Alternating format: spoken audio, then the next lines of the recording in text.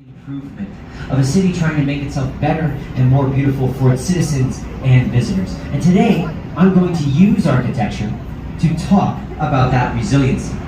But we are also going to have exactly one boatload of fun here today, so whether you're from Chicago, from across the country, or across the world, you are now all on vacation, so sit back, relax, grab a drink from our awesome bartender Lainey in the back, and enjoy your time here with us at Shoreline Sightseeing. So first up, I want to point out this beautiful Navy Pier to your left, that area with the awesome Ferris wheel. Maybe you've already visited Navy Pier in your travels. Well, Navy Pier was originally built in 1916. It was barracks for World War I resupply line. And it's also pretty romantic activities for all you couples out there. Consider that Navy Pier Ferris wheel. Now also to your left, also behind us, Lake Michigan is one of 5 Great Lakes, the others being Huron, Ontario, Erie, and Superior. It is the only Great Lake entirely within the United States, 580 feet above sea level, and just the other day, that it is the largest lake entirely within one country. So how about that for a fun fact? Thank you Alex Trebek. Now, the lake is actually green, and that is due to algae. That's not polluted or anything like that. It's one of my favorite things to do on a hot day like it was earlier today is to go down to one of our beautiful beaches and run and jump into that lake because that water is crisp, it is pure, it is refreshing, and the best part about it for me is sharks in that lake. That is huge. Monster-free body of water. Now, I mentioned that the lake was green. They actually turned this entire Chicago River bright shamrock green once a year for a holiday known as St. Patrick's Day. Ever since the late 60s, the Chicago Plumbers Union has been dyeing the entire river bright green in honor of St. Patrick's Day. And when I say bright green, I mean like blind your eyes, neon green. It is an intense sight to see. But I think it's really emblematic of how the city just loves holidays. I've always been struck by this since I moved to Chicago, that the city is obsessed with holidays, whether it's Halloween time with cobwebs, skeletons in all the neighborhoods, to Christmas time with lights, Christmas markets downtown, to Earth Day, doesn't matter. We just love holidays here in Chicago. It's just a Chicago thing. But as I mentioned, this whole city has just opened up in front of you. What an incredible, glorious sight. The first of many amazing views of the skyline that we will get here today. But up on our left is the first tower I will talk about here on our tour, and it's maybe my favorite tower on the whole river, and that is the very tall, the very wavy St. Regis, formerly known as the Vista Tower. Now, the St. Regis is the 3rd tallest tower in Chicago, behind the Sears and Trump Towers, but it is the tallest tower in the world, designed by a woman-led architecture firm, Studio Gang. This is designed by a local Chicago star architect, that is, star architect, sorry, love a portmanteau, Jeannie Gang. Now, Jeannie Gang has built buildings all over Chicago, some of my favorite buildings on the river, including this one. But this one has 210 hotel rooms, 406 condos, and cost $900 million in construction costs. Now, the condos range in price from $1 million for a 1-bedroom, a nice little studio, to $18.5 million for a 4-bedroom, 4-bath penthouse. So, if you're in the market for a starter home, consider the St. Regis as an option. And I'll be pointing out these real estate opportunities throughout the tour here today. Now, those upper floor units on the St. Regis are 6,000 square feet. And when they were sold, they were actually sold as unfinished floors, allowing all the condo owners to actually design their own floor plans, which I think is super cool. Look up near the top of the tower though, you'll notice that empty row. Do you see that empty row where some condos should be? Well, that is what is called a blow-through floor. A blow-through floor. How it works is, instead of windows in residences, you leave this empty row so that the wind can blow right through the building, stabilizing the pressure on the windward side of the building and thus reducing building sway. This is one of 3 ways that we will learn here today on how you can reduce building sway here in the Windy City. And now, while that blow-through floor does work, it's an amazing feat of modern engineering, it was expensive. There's actually a bit of a, here's some gossip, there's a bit of a tiff between the developers and the architects about putting that blow-through floor in there because it cost the developers millions and millions of dollars in lost out condo space. But I think even if the developers aren't too happy, the residents are probably more than happy to not get seasick. Over here on the left, I want to point out the Swiss Hotel. That's that triangular shaped building right there. That is a triangular designed by Harry Weiss Harry Weiss is a man who puts triangles in all his buildings. We're going to see more of him as we go along, and you're going to see some more triangles. So when I say Harry Weiss, just think triangle, and you'll know.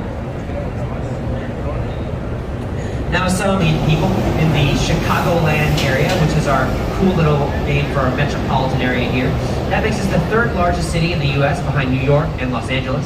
And we are the city on the lake. We have 26 miles of lakefront, 21 swimming beaches, 5,300 boat slips, and 10 harbors. So the lake is a big part of the culture of Chicago. But straight ahead, over here on the right, that clock tower building, that is the iconic Wrigley Building. The Wrigley Building was built in the early 1920s in two parts, which you can tell from that little bridge connecting the two parts of the building. Built by Graham Anderson, Probst & White, a famous architectural firm here in the early 1900s.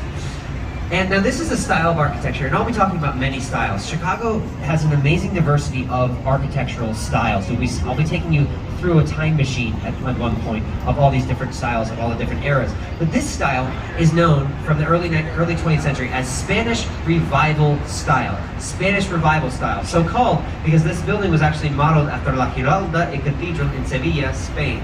This is the exact same clock tower that you can see in Sevilla. There are 250,000 glazed terracotta tiles of cream and white that are drawing your eye upwards. Terracotta is a material softer than porcelain that must be hand washed with soap and water every single year. Now this is the same Wrigley as in Wrigley Chewing Gum, as in Wrigley Field. Go Cubs! Now you might be asking yourself though, why exactly is a chewing gum office building in this style of a grand Spanish cathedral? It seems a little bit like overkill, a little bit much. But you have to understand that in the early 1920s, the US still did not have its own style of architecture yet. We were still copying and pasting European styles of beauty into all of our buildings. And it wouldn't be until later on in the 1920s that we finally got a style that was uniquely our own, that was uniquely American. But coming up straight ahead is the spectacular Trump International Hotel and Tower. So, this is the second tallest tower in Chicago at 1,389 feet. It was designed in 2009 by another Chicago star architect, that is Adrian Smith. Smith of Skidmore, Owings & Merrill, the architectural firm, built buildings all over town, but this one is a perfect example of a style known as contextualism. Contextualism. It is a site-specific design custom made for its environment. You'll notice that there are 3 patios on this building, 3 what we call setbacks. Those patios are not at arbitrary heights. Each patio corresponds to the height of a neighboring building. That first patio corresponds to the height of the Wrigley Building across the way. That second patio corresponds to the height of that pointy tower across the river called the Mathers Tower.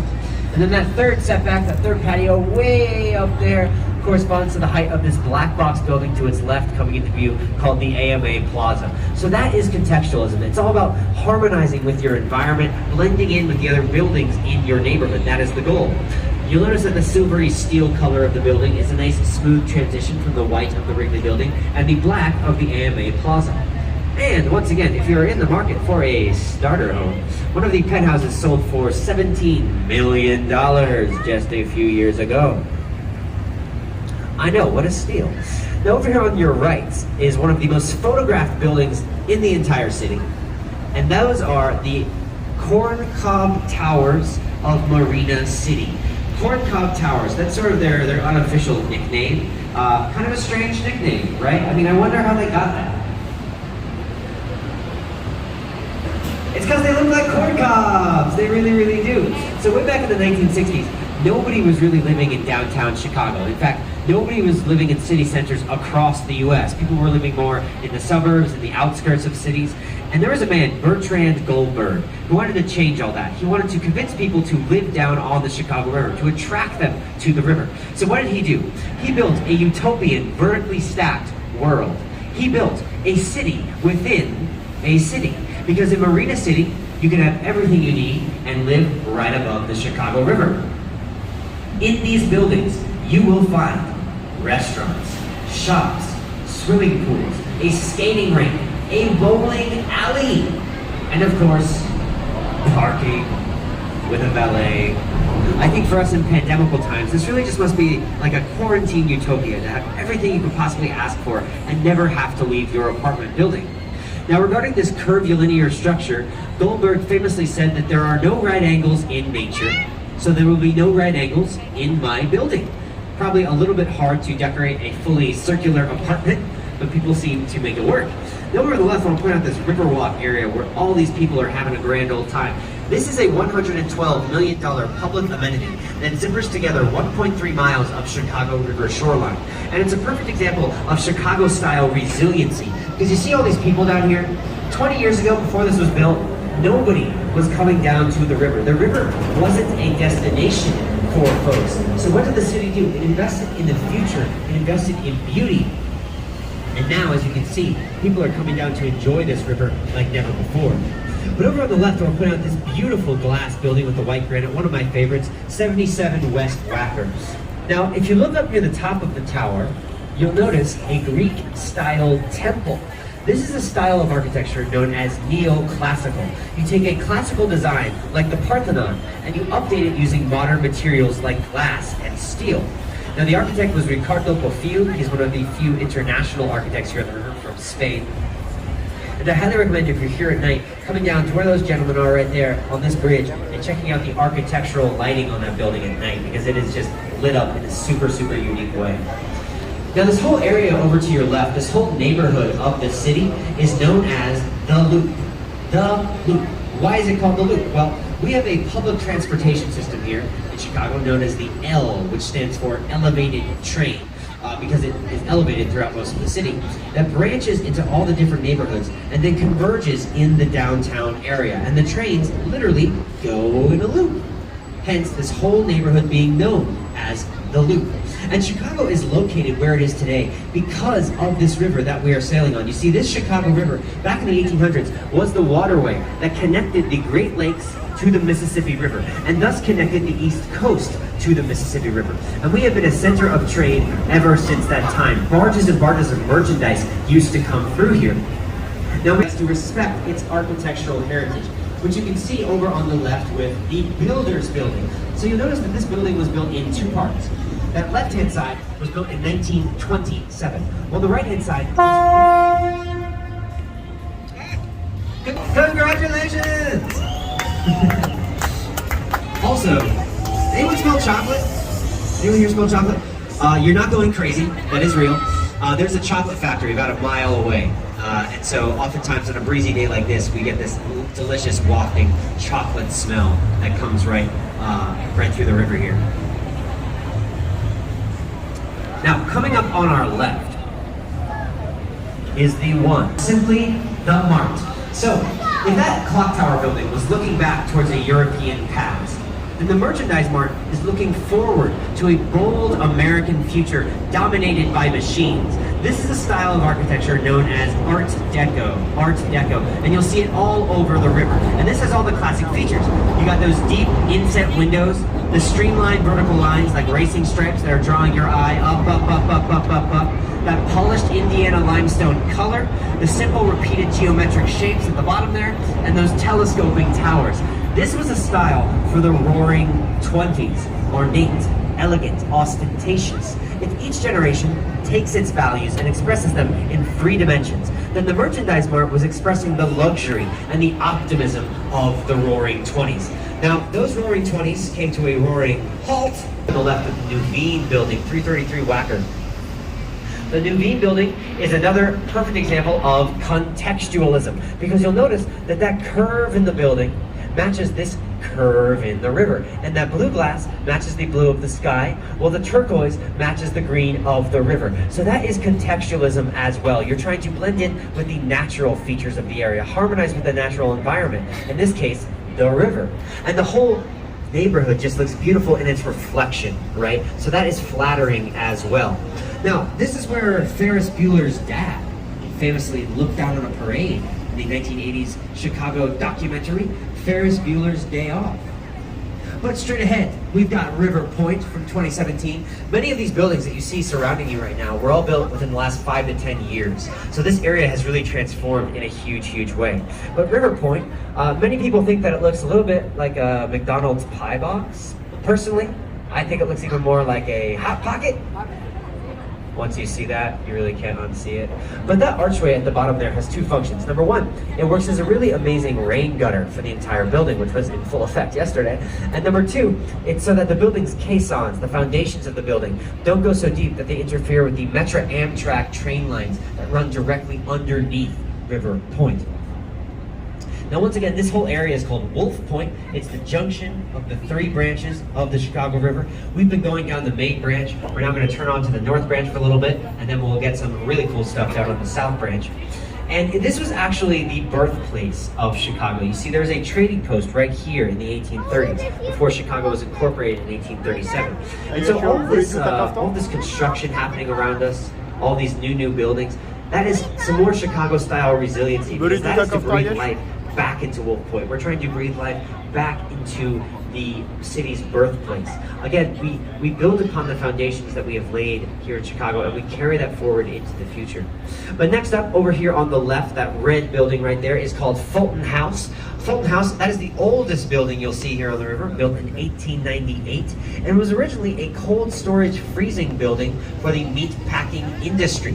Meat packing, famously one of our big exports in the early 1900s. We were called the hog butcher of the world, the city of broad shoulders. How it worked was they brought barges and barges of beef from the south side, froze them in Fulton House, and then shipped them to export across the country on trains. Now, meatpacking went away in the 1970s. And then they turned this building, as you can see as it is now, into condos. And they say that it took about 3 months for this building to thaw out, because it was basically a giant freezer with no windows. And when they were knocking down the walls, they found that they were filled with matted horsehair and cork. So that is one way to insulate your meat. But over here on the left is maybe one of my favorite buildings in the whole river, certainly the most unique. And those are the river cottages. You'll notice that they have this triangular design, right? With those porthole looking windows, almost like it's reminding you of a sailboat. Well, that is because the architect, Harry Weese, the triangle guy, he was an avid sailor, and he put these nautical themes into many of his buildings. This is a little bit of postmodernism. Form follows the self-expression of the architect, in this case, his love for sailing. Now, when Weese built these cottages in the 80s, though, people thought he was nuts. And not just for this nautical theme. You see, back in the 80s, nobody wanted to live on this north branch of the Chicago River. Back in the 80s, the north branch was the smelly, gross, industrial branch. Who would want to live here, right? Well, Harry Weese believed that if you build it, they will come. If you build something beautiful, people will respond to it and they'll want to live down here. And he was right. Just a few years ago, one of those river cottages sold for $2.25 million. But over here on the right, you can see the old attitude towards the river in the East Bank Club. The East Bank Club is a fitness club, and it really demonstrates the old attitude because you'll notice it looks a little bit like we're looking at the back of the building. That's because we are. It's almost like the building is treating the river as its alleyway, turning its back on the Chicago River. But this was the old attitude. Nobody wanted to look at the river, let alone live on it. But as you can see, over to the left, there are beautiful, beautiful townhouses and condos down here now. Everyone is jockeying to live the Chicago River. This has become one of the most affluent zip codes of the entire city. And so the river has really bounced back in this major, beautiful, beautiful way. Now, some past members of the East Bank Club, again, a fitness club, Jesse Jackson, Oprah Winfrey, and Barack Obama. So just know that if you become a member, you could be on the same treadmill as a president, which is pretty exciting. So we're going to make a little U-turn here, go back down the north branch and head towards the south branch where there's tons of cool stuff for us to see. I'll give you a chance to stretch your legs, go visit our awesome bartender Lainey in the back.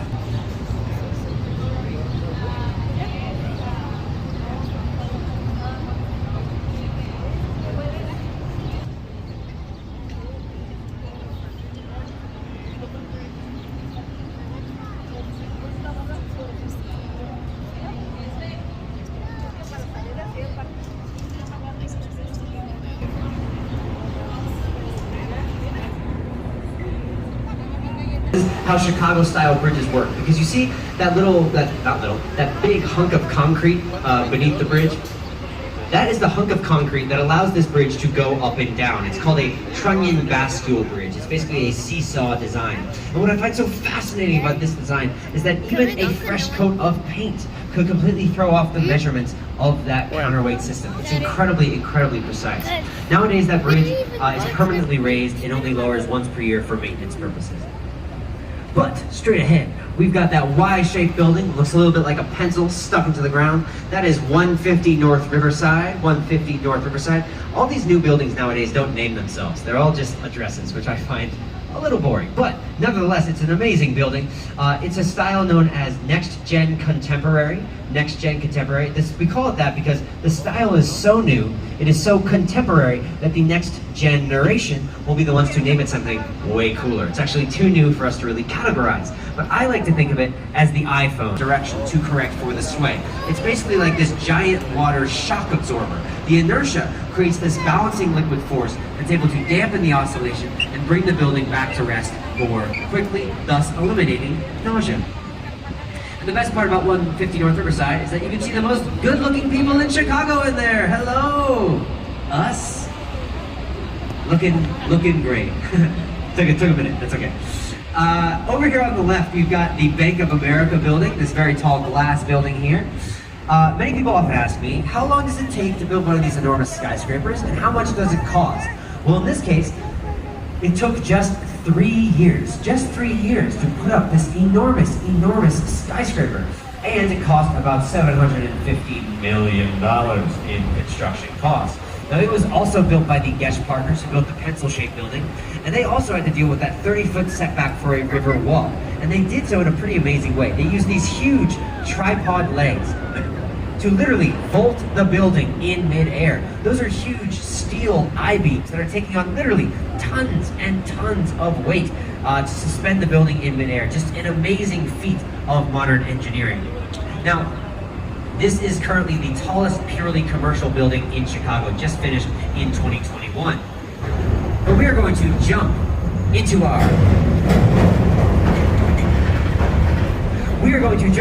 our time machine, because these next 5 buildings on the right were all built in chronological order, and they really exemplify the evolution of architecture, not only in Chicago, but in all of the United States. First up is 2 Riverside Plaza, another example of Art Deco. Those deep inset windows, the streamlined vertical lines, that Indiana limestone color, think the Roaring 20s. Now, this was originally the Chicago Daily News building, an old newspaper here. But what happened in 1929? The stock market. It crashed, and we entered the Great Depression. And there was a virtual freeze on the building of office buildings from 1932 to 1957, about 25 years of no buildings in Chicago. But when we reboot architecture in the late 50s, we jump right into black box modernism, which you can see over on the right, over here, with Gateway Centers 1 and 2. Black box modernism. Form follows function. The father of this style of architecture was a man named Mies van der Rohe. Mies van der Rohe, another local living right here in Chicago, and he famously said that less is more. That was his quote, less is more.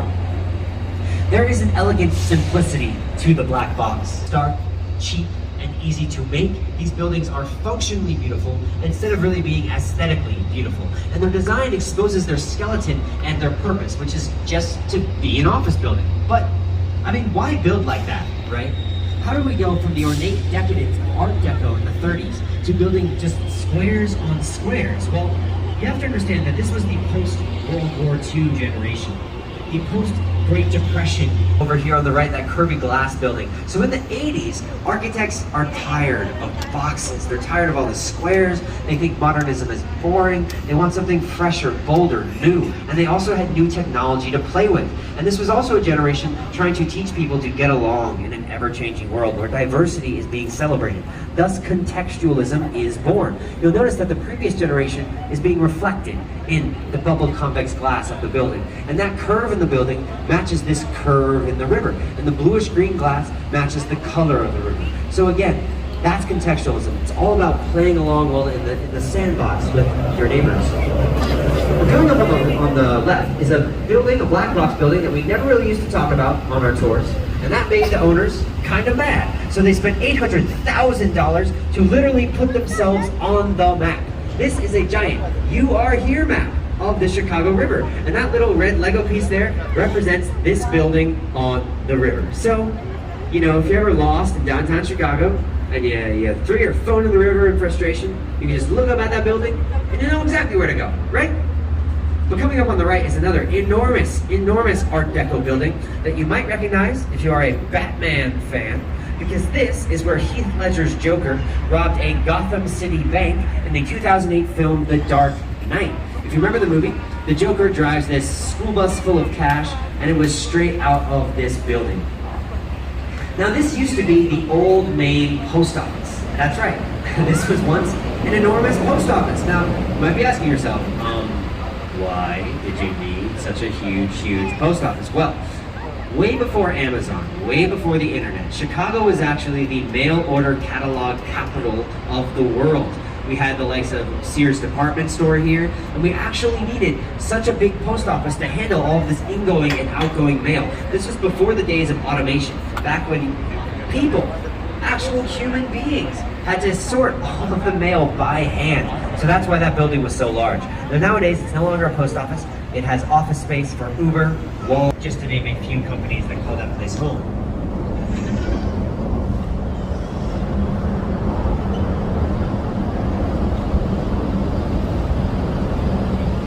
As we sail down the lovely south branch of the river, we have come to our storytelling portion of the tour. So, remember I told you in the beginning that Chicago's story of tenacity in the face of problems or challenges. Well, I just want you to keep that in your minds as you listen to these next 3 stories.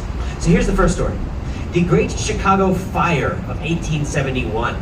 You've maybe heard about this fire before. It's pretty famous as far as fires go. But in talking about it, we need to first separate the facts from the fiction. So let's start with the fiction.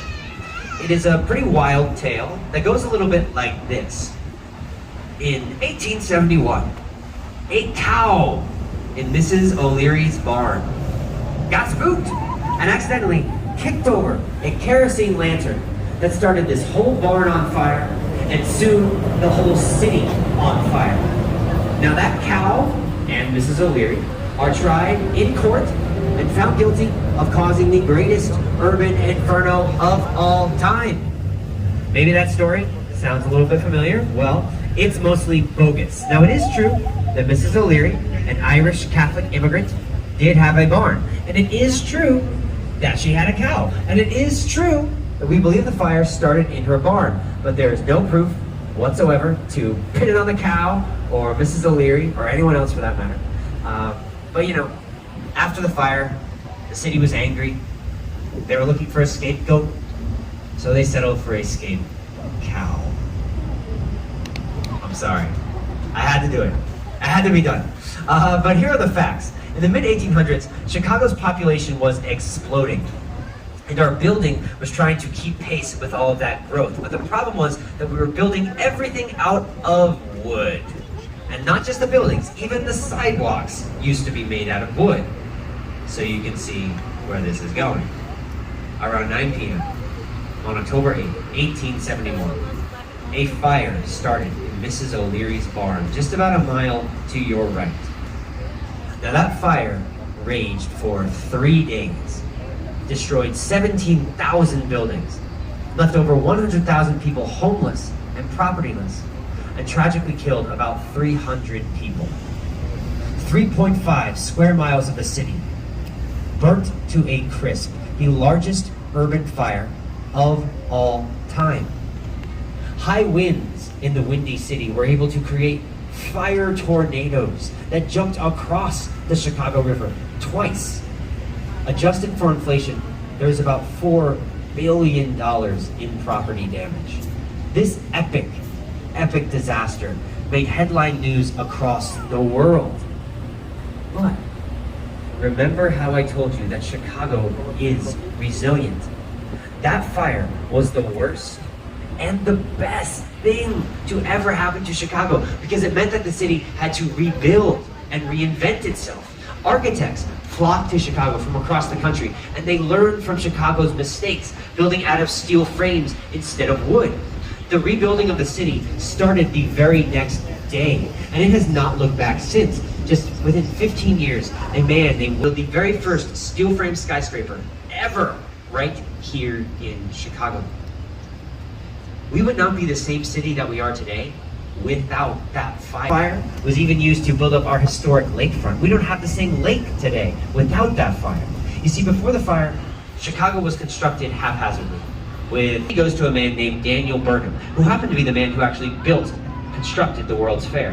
And they say, hey, Mr. Burnham, we want you to come up with a plan that will accommodate 50 years of population growth here in Chicago. And Burnham is like, I gotcha, because he has a vision. He wants to make Chicago the Paris on the prairie. Boulevards, monuments, wide open green spaces. He wants Chicagoans to live in a city in a garden. That is where we get our Latin motto, urbs in orto, city in a garden. Nowadays, we have over 600 parks here in Chicago. Nearly 10% of our land space is green, and many of our 77 community areas are actually named after parks, the largest being Lincoln Park. Here's what else was on that plan that helped shape the face and the character of Chicago. The museum campus, Grant Park, Buckingham Fountain, Navy Pier, that Riverwalk that we saw earlier where everyone was walking, having a grand old time, that was on the Burnham plan as well. It just took about 100 years for it to finally be realized. In short, it was a master plan, a grand blueprint. Its cousin, River City, yet another curvilinear structure where you can have everything you need and live right above the river, including space for your boat. So for all you boaters out there, consider River City as your next abode. Just such a unique addition to our shoreline that you really can't see anywhere else except in Chicago. But we have reached the royal family here in Chicago. We have the king, the Sears Willis Tower, that very tall building with the white antenna. We have the queen, 311 South Wacker, that peach octagonal building with those barrel-looking crowns. And we have the princess, the Chicago Board of Trade building. That's the one with the statue on top. Let's start with the statue building. That is the Chicago Board of Trade building. It is another example of Art Deco. Again, the deep inset windows, the streamlined vertical lines, the Indiana limestone color, think the roaring 20s. Now, that statue is actually an example of Art Deco sculpture. And you can actually see that maybe you can see that it is a faceless statue. And that's because that was the style of Art Deco sculpture. You'll notice it's similar to the Academy Award, the Oscar statue, which is similarly faceless and streamlined like that. Now that is the statue of Ceres. That is the Roman goddess of agriculture. That's where we get the term cereal, cerveza, Spanish for beer. And she's on there because that is where they traded agricultural futures back in the 30s. They made a lot of money doing so. But next up, we've got the Queen, 311 South Wacker, that peach octagonal building with those barrel-looking crowns. Now, when that building was built in 1990, those barrels that you see there, at nighttime, they were illuminated by 1,800 fluorescent tubes. And if you know anything about fluorescent lighting, you may know that it is incredibly, incredibly bright. Some might even say offensively bright. But nowadays, those lights are mostly LEDs. But back in the day when they were these fluorescent lights, they ran into an interesting problem, where the lights in the building were actually so bright that they were confusing the migration patterns of birds. The lights were so bright that birds thought that that building was the moon. And they were flying directly into the building or flying around the building and tiring out. That's terrible, right? I mean, we in Chicago, we love our bird friends. So nowadays, don't worry, those lights are dimmed during the bird migration season. So no birds were harmed during the construction of this tour. But next up, we have the one, the only, the tallest building in Chicago, the Sears Willis Tower. So, back in '74, Sears Department Store builds the tallest building in the world at the time, right here in the Windy City. You are once again going to deal with building sway. And to accommodate it, they actually built 9 buildings in one. 3 buildings by 3 buildings in this neat little grid. The concept is called bundled columns. Each column is 75 feet by 75 feet, grouped or bundled together. If you imagine an unsharpened pencil, right? If you take an unsharpened pencil, if you try to stick an unsharpened pencil up in the air, it's going to blow over really easily. But if you stack a bunch of unsharpened pencils together, bundle them together, they're more likely to stand up straight. It's the exact same concept here. Now that tower stands at a whopping 1,451 feet. That is 442 meters.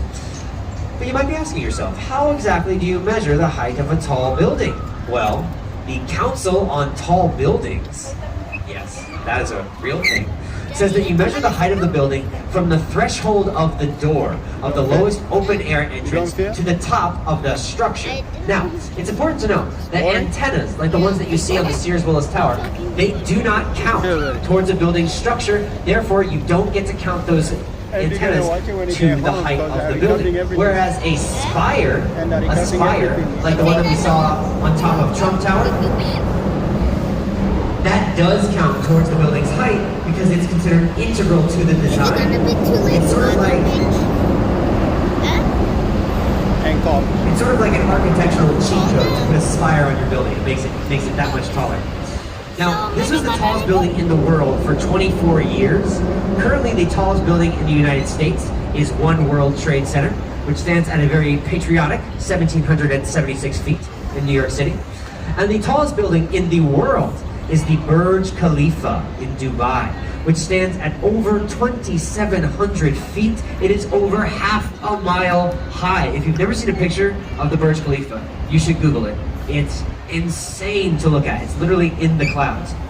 Now, the Sears Tower or the Willis Tower, maybe you've heard both names used. Well, to clear that up for you, Sears left in the 1990s, unfortunately. But then the naming rights came up for lease in 2009 when Willis, an insurance brokerage firm, started leasing the naming rights. So now it is technically the Willis Tower. But Chicagoans, they are stubborn, they are nostalgic. So if you ask a Chicagoan, hey, what's the name of that tower? They're about to say, it's the Sears Tower! But just so you all know, in case anyone gets mad at you, the Sears Tower is the Willis Tower, same thing. Now, my favorite fun fact about the Sears Tower is that it has been successfully climbed twice. The first was by an American named Dan Goodwin, who climbed this building wearing a Spider-Man costume, super cool of him, and using suction cups. And the second was a Frenchman named Alain Robert, who climbed this 1,451-foot building using no equipment. He free soloed the face of the Sears Willis Tower with his bare hands. And for that, we like to call him the French Spider-Man. Now, both men made it successfully to the top of the tower and back down safely, and both men were successfully arrested. So I do not recommend climbing that tower. It will not end well for you. Now, if you look up near the top of the tower, though, you see those 4 glass boxes? See those 4 glass boxes up there? That's called the ledge. And you can actually go up in the Sears Willis Tower, and you can stand in these 4 glass boxes, and you can look down over 1,000 feet. It is terrifying, in my opinion. I'm very afraid of heights, so I went up there and I nearly passed out. But you all, you're much braver than me, so I'm sure you'd enjoy that incredible view of the entire Chicago skyline, so consider the ledge. Now I want to talk about the second city, that's after the first one burned down. We are, of course, the Windy City, which you can kind of feel right now. Now, while we do get a lot of wind, coming off of our lakefront and around our wind tunnels created by our tall buildings, but we are actually windy in the sense of being long-winded or boastful. You see, back in the 1800s, Chicagoans loved to brag about their city, and people started calling them windy or windbags, which is a great insult that should be brought back. And then, in the lead up to the 1893 World's Fair, an editor at the New York Sun, when Chicago was trying to win, said that Chicago politicians and citizens were, quote, full of hot air. I have to say, in 2021, not that much has changed. Chicagoans still love to brag about their city, so they are windy in that sense as well. But the actual name Chicago, it comes from the Potawatomi people, and it gives me a great opportunity to recognize and acknowledge the original inhabitants of this land, the original stewards of this land before it was colonized.